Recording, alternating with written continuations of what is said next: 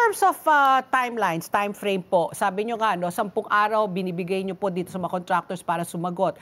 Pag natanggap na nyo po ang kanilang kasagutan, gaano kabilis naman po ang action po ng COMELEC? Ang kasunod na po noon, bago po namin desisyonan yung kaso, ay pasasagutin naman po namin yung kandidato na tumanggap. Sila naman po. So pagtutugmain po namin, natitignan namin, evaluate namin pareho yung sagot ng contractor at sagot po ng kandidato. Dahil kung makikita niyo po dito, ang paglapag laging dalawa eh. So pag nangyari po ganyan, dalawa ng dalawa ang kakasuhan namin po dito, Ma'am Pat at Ma'am Vicky. So yung 27 contractors pa lang yun, wala pa po yung numero ng mga kandidato po. So pwedeng... Meron po, ano? Meron po. Meron na po kaming nakikita ngayon na 6 na senador na pananagutin, 50 party list groups, 4 na mga miyembro ng House of Representatives, 3 gobernador, 2 vice governor, at 1 konsehal po. So yan po yung nakita namin ng mga tumanggap at asahan nyo po ang kasunod na pagtawag na namin sa kanila.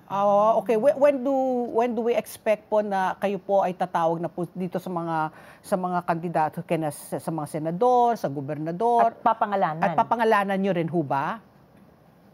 Ganito po, nung Lunes po ay napadala na ang show cause orders, personal po, dinedeliver ito at sineserve. Pagkatapos po may 10 araw mula nung sila matanggap. Pag natanggap po namin yan, kasunod na po na padadalan yung counterpart, yung tumanggap po sa kanila ng mga contributions. Ang pagsa sa publiko po ng pangalan ay mismo dun sa resolution na.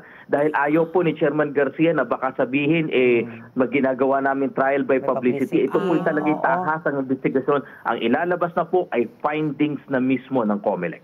After the findings, what happens po, Attorney John Rex? Can the contractors, can these candidates, can they appeal? Paano ba yan?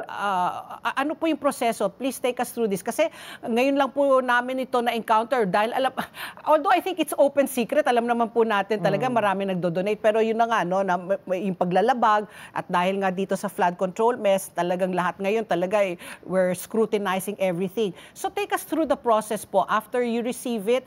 And then when you come out with your resolution, what happens after that po? Tama po, parang fiscal po yung aming Political Finance and Affairs Department. So pagkatapos po nila matanggap ang mga tugon, mga sagot ng tumanggap at yung nagbigay, sila po ay magre-recommend kung ito ba isasampahan ng kaso ng paglabag ng Section 95C.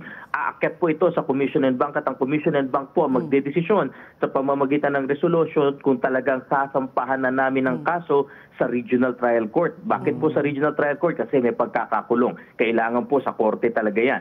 Pagkatapos po nito, pwede silang umapila sa pamamagitan ng motion for reconsideration kung sinasabi nilang mali yung resolusyon ng ating COMELEC and Bank. At kung sakali man po, pwede pa rin silang umakyat sa Supreme Court, kumuha ng TRO kung gusto nila, mapahinto yung ginagawa namin. Pero ang sinasabi po namin, dahil itong kaso na to ay kasong kriminal, kung sa loob ng 30 araw hindi nakakuha ng TRO yung ating respondents dyan, whether yung contractor o yung kandidato, tutuluyan po namin ang pagsasampa ng kaso sa Regional Trial Court at tatayo pong taga-usig ang COMELEC at pati na rin po ang National Prosecution Service.